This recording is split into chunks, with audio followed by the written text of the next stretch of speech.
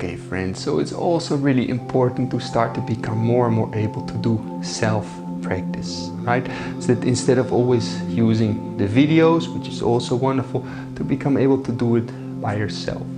So when we do these sessions, we want to be kind of prepared a little bit before, right? So we want to just take this 5-minute warm-up video that's also there, or maybe a bit longer, or maybe do a full yoga session before, to connect with your body and to open up a little bit the joints and the muscles in the body.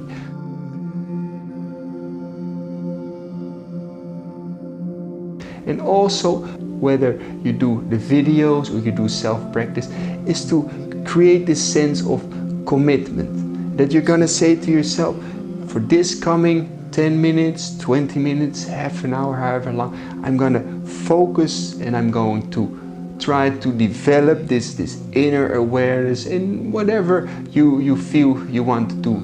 Otherwise it becomes just sitting for 10 minutes and planning maybe your next holiday or your next project for your work, and then yeah, you've been sitting still for 10 minutes, but it's about what you've been doing with your mind. So making this commitment that you say to yourself, I am gonna sit still for some time. Now this is also what Buddha Gautama did before he got his enlightenment under the tree. He said, I'm gonna sit underneath this tree and I'm not gonna get up or move even if my body is gonna break down or if my legs are gonna fall off. I'm gonna sit until I realize the truth.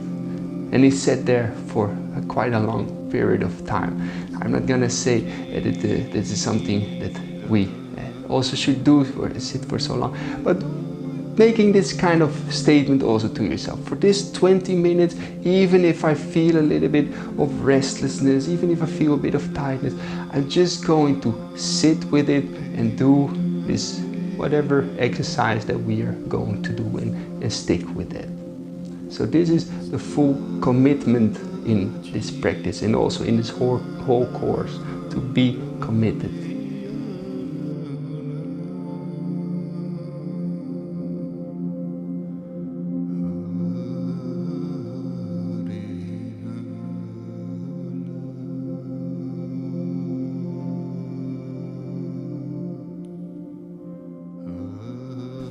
And also, of course, for that we kind of need to set an intention. What is it that you want to develop for yourself?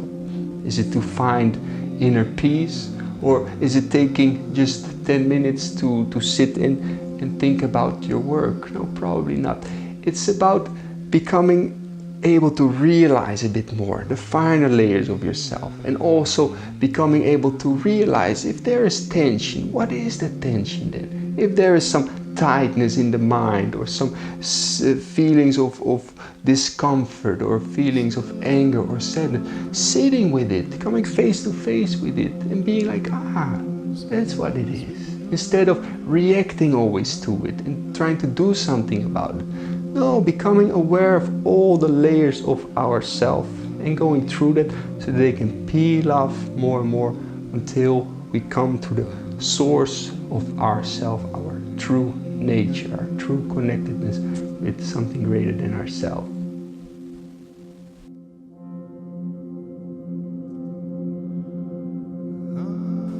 Also important to have a kind of nice place to do that, and that could be in your bedroom, that could be in your living room, but having one place where you always do these practices, or maybe in the park or in the forest or wherever you want to do it, but having a kind of set place and also a set time a day, and that you do it, for instance, every day at 9 o'clock in that place, or every evening at 10 o'clock at that place, wherever.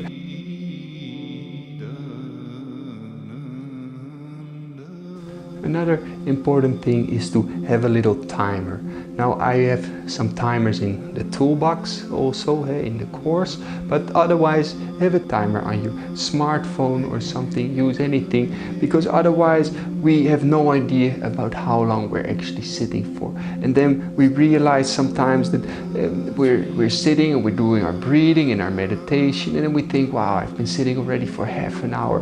Then we look at the clock and then maybe just 3 minutes passed or something. And we look at the clock and we go, okay, 3 minutes, I keep going. And then now it must be for sure half an hour. And then you look again and again, just 3 minutes passed. So becoming able to have a clock or a timer, put it on the time you want to do the practice for, and then don't worry about the time. Just sit for as long as you need till the bell goes. Otherwise you become very obsessed with time, but it's not about time. It's about becoming timeless.